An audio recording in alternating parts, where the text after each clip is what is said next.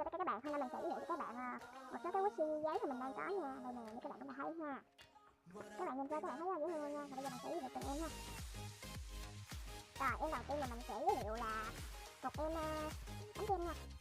Đây là bánh kem dưới kem dâu nha. Bánh kem có kem dâu phủ bên trên nè. Và một đốm nó rắc lên nha. Nhìn rất là dễ thương. Đây là cái cherry. Đây là mặt của em nè. Tiếp theo là một em cupcake nha, mình sẽ giới thiệu nha. Đây là màu vàng nè, màu hồng và một cái lá cây nha. Cái mặt của em này mình vẽ nó hơi xấu, các bạn nhìn nó trắng bệch luôn nè, nha. Rất là xấu nha. Và mình cũng thông báo luôn là mình sẽ bán hết tất cả các em này nha. Bạn nào mà muốn mua thì qua đăng ký kênh Nam Channel để biết thêm thông tin về mấy cái này nha ha. Tại bên bạn đang ở shop ấy mà, shop của Nam đó các bạn. Rồi, tiếp theo là cũng là một em bánh kem luôn. Em này khác nha. Em này là bánh kem sô cô la đó các bạn. Nè, bánh sô cô la lên nè. Và đây cũng có một số cái hạt cớm hình tròn nha. Đây là bánh kem sô cô la dâu nha, có trái dâu nè. Có trái dâu nè. Cái dễ thương ha. Còn đây là mặt nè, nó dễ thương nha. Rồi tiếp nữa là một em Gucci mèo. Mình cũng không có biết cái này là cái gì nữa. Cái này như là tóc đó các bạn, mà nhìn nó giống kem đánh răng hơn là tóc. Nè, nó dễ thương nha, mình vẽ cái này rất là tỉ mỉ luôn. Rồi tiếp nữa là một em nhỏ xíu luôn nha, đây nhỏ xíu này các bạn, nhỏ xíu cực kỳ luôn. Đây là cái cục ấy nha, cục ấy mình vẽ nó hơi giống cái đạo xíu á các bạn. Cái cục này là các bạn biết ha, các bạn tự biết nha. Đây nha. Em này nếu như mình bán là mình chỉ bán có 1.000 thôi nha, đúng 1.000 thôi nha, không có bán mắc đâu. Nè. Cục ấy nha, ấy là nhìn giống với cái đào các bạn, đây nha, có má hồng nữa nè. Rồi tiếp theo là em hamburger mèo nha. Hamburger mèo này rất dễ thương, có hai lỗ tai nè.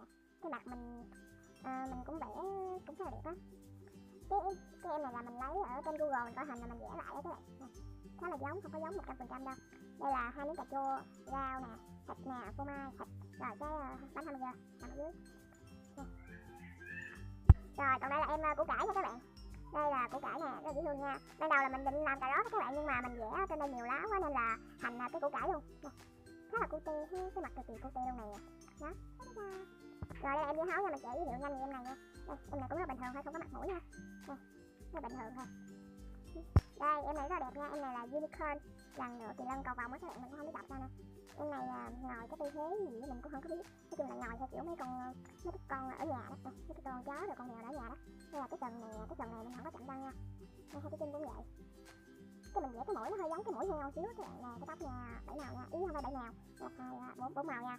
Cái tóc 4 màu chứ sao chứ, cái đó dễ thương nha. Rồi, đây là em mèo Galaxy nha, Galaxy cầm kem nè, đó, rất là cụ thể ha. Các bạn nhìn trong máy cái màu nó hơi đậm á, ở ngoài thì màu nó sáng nha, nó đẹp. Rồi em này là mình sẽ cho giá luôn nha, em này là chỉ có 1.000 thôi nha. Nên mình vẽ nó hơi ẩu nên chỉ 1.000 thôi. Em này có 1, 2, 3, 4. Em này là có 5 màu nha. 5 màu, rất là đẹp nha các bạn. Đây nha, cái mặt nè, cái mặt là có một răng màu vàng.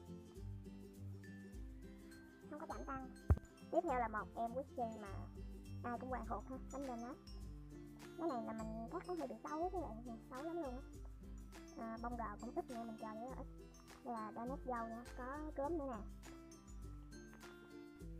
Rồi còn đây là một em Gucci bự nha các bạn, đây là bự nha. Đây là kem nha, cái này là bạn nào mà là người thích chơi Gucci chắc chắn sẽ biết kem này ha, em này là có ngoài đời kìa kìa.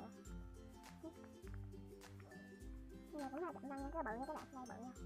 Bự hơn mấy cái em mà nãy giờ mình giới thiệu nha. Đây, cái bự nha ha, bự nha. Rồi em cuối cùng này là tất cả các bạn đều sẽ biết ha. Đây. Đây là hạt cata của Vi nha. Đó, mình sẽ để hình này cho các bạn dễ hình dung hơn. Mình vẽ cũng khá là giống với các bạn, cả 80% là giống thôi. Đây. Cái cute nha. Mình cực kỳ thích em này luôn. Ok là video giới thiệu mấy cái em có siêu giấy của mình đã hết rồi. Nếu các bạn thích thì hãy nhấn một like và đừng quên đăng ký kênh nha. Bye bye. Các bạn đừng quên là đăng ký kênh của Nam Channel để biết giá mua mấy em này nữa nha. Bạn nào thích thì nhớ mua nha.